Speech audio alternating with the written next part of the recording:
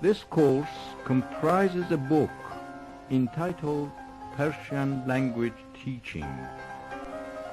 In Persian, آموزش زبان فارسی.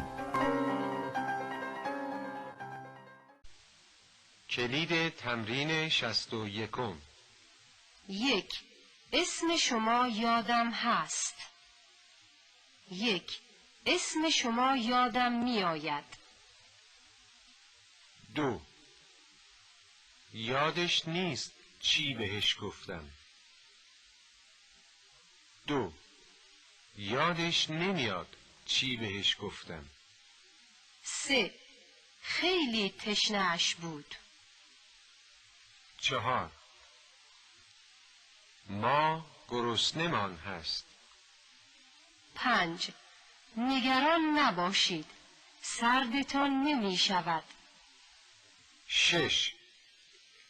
خوابم می آید.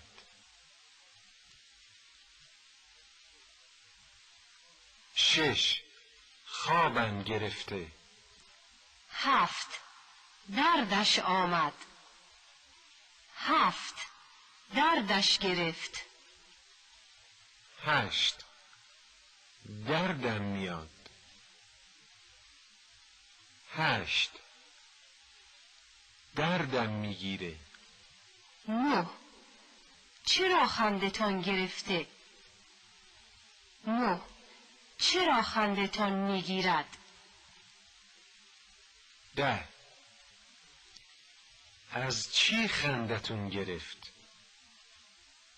11. مهربانیتان هرگز یادم نمی رود. 12. چند لحظه صبر کنید، دارد یادم می آید. 12. چند لحظه صبر کن، دارد یادم می آید.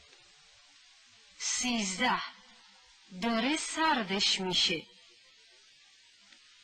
14.